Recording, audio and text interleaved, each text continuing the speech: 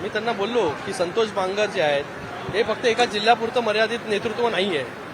ते जे आहे जिल्ह्याच्या बाहेर जाऊन देखील काम करू शकतात, मराठवाड्यामध्ये काम करू शकतात. आजूबाजूला जशी आता ताकद हिंगोलीमध्ये त्यांनी निर्माण केलेली आहे तशी बाजूच्या जिल्ह्यांमध्ये देखील ताकद जी आहे ती संतोष बांगर निर्माण करू शकतात. एवढी ताकद त्यांच्यामध्ये आहे आणि शिंदे साहेब अशाच व्यक्तींना, अशाच कार्यकर्त्यांना संधी जी आहे ती देत असतात की नेतृत्व जे आहे हे सर्वसामान्य कार्यकर्त्यातून जे आहे ते पुढे आलं पाहिजे आणि त्या कार्यकर्त्याला त्यांनी जर काम 24 तास काम करायचं ठरवलं, पक्ष वाढवायचा ठरवला तर त्याच्या मागे पूर्ण ताकदीने जे आहे शिंदेसाहेब उभे राहतात. मात्र तुम्ही स्टेजवर असताना फलक झळकले की आमदार संतोष बांगर यांना मंत्री करा.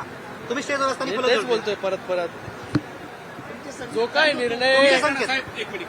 मंत्रिमंडळाचा विस्तार होणार आहे आणि श्रीकांत शिंदेची भूमिका मागितली, संतोष बांगरांना मंत्री करायला पाहिजे, तुम्ही शिफारस तुमची करणार? शिफारस. मी माझा तो कार्यकर्ता आहे जो चांगलं काम करतो, जो पक्ष संघटना जोरात वाढवतो.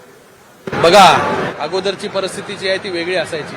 शिफारसीनुसार जे आहे ते मंत्री वगैरे बनायचे, पण आताच्या ह्याच्यामध्ये जे आहे हे शिफारसीनुसार ज्या या सगळ्या गोष्टी ज्या आहेत त्या होत नसतात. इथे जो आहे हा कार्यकर्ता जो काम करतो त्याच्यामध्ये पोटेन्शियल आहे, त्यालाच जे आहे हे पुढे संधी देण्याचं काम शिंदेसाहेब या ठिकाणी करतात.